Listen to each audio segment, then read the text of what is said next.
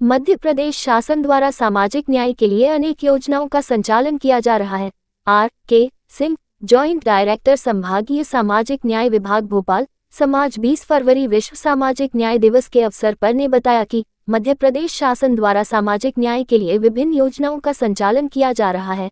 इसमें पेंशन योजना, कल्याणी योजना, निशक्त जनों के लिए अनेक योजनाएं चलाई जा रही है। सभी हितग्राही शासन की सामाजिक न्याय के लिए चलाई जा रही योजनाओं का लाभ प्राप्त करें। बराबरी का हक देता है।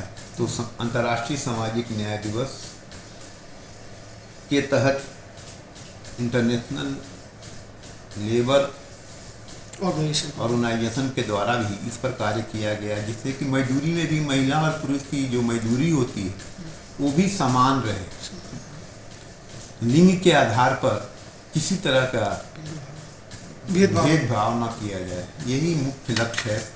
सर, देखा जाए जैसे मध्य प्रदेश शासन भी सामाजिक न्याय को सुनिश्चित करने के लिए अनेक योजनाओं का संचालित करता है, उसके बारे में जानेंगे। आज हमने आसरा वृद्धाश्रम जो परी बाजार में है वहाँ इसका शपथ भी दिलवाया था। और चूँकि हमारा विभाग ही है सामाजिक न्याय विभाग, तो हमारा विभाग में किसी भी तरह का कोई बाइफर्केशन नहीं है, यानी कि हमारे यहाँ जितनी भी योजनाएं हैं वो सभी के लिए है। किसी जाति, किसी वर्ग में इसमें भेद नहीं किया गया। उम्मीद यही है कि जो समाज का उपेक्षित वर्ग है, जो पिछड़ा हुआ तबका है, उसको मुख्य धारा में लाया जाए। जैसे कि एक हमारे यहाँ योजना है वृद्धावस्था पेंशन योजना। अगर कोई भी व्यक्ति, चाहे वो किसी जाति का हो, किसी धर्म का हो, किसी वर्ग का हो, अगर गरीबी रेखा में नाम है तो उसे सेंट्रल गवर्नमेंट जो है प्रति माह 600 रुपये वृद्धावस्था पेंशन देती है।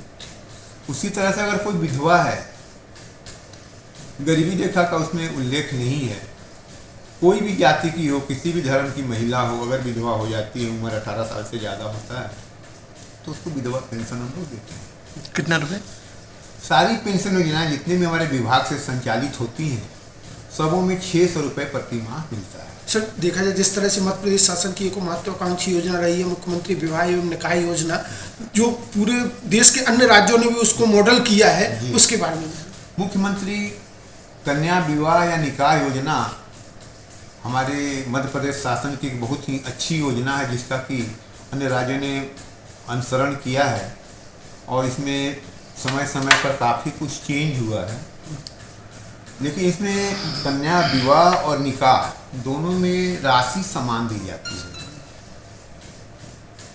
पहले इसमें कुछ सामान भी वितरित किया जाता था, लेकिन इसमें कुछ शिकायतें आने के बाद सामान को पूरी तरह हटा दिया गया है। अब आज के समय में अगर कोई विवाह या निकाह के बंधन में बंधता है तो उसे 49,000 रुपये एक मुश्त उसके खाते में दिया जाता है। तो ये बड़ी खुशी की बात है कि समाज का जो उपेक्षित वर्ग है वो भी अपनी बेटियों की शादी सम्मानजनक तरीके से कर पा रहा है।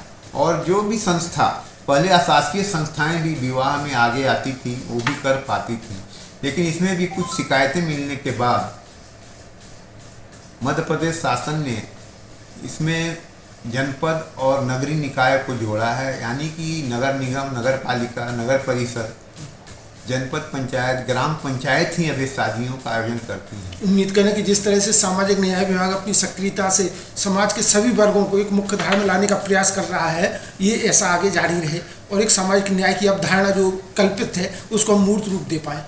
धन्यवाद। सर, वैसे कितनी योजनाओं का जनता को लाभ मिल रहा है?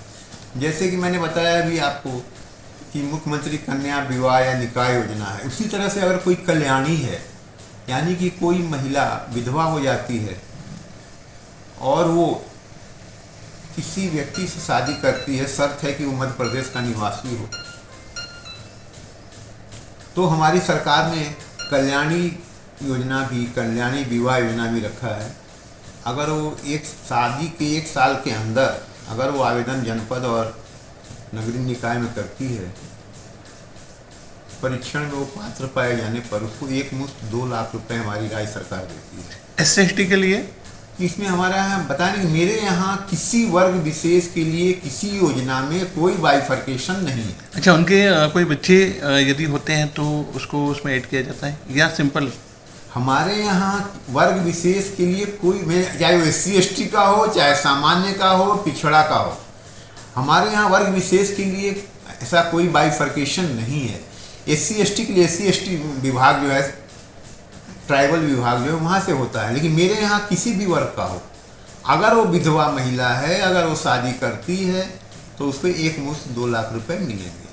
इसी तरह से अगर कोई विकलांग है, विकलांगता के लिए तात्पर्य है कि अगर उसकी विकलांगता 40% या इससे ज़्यादा है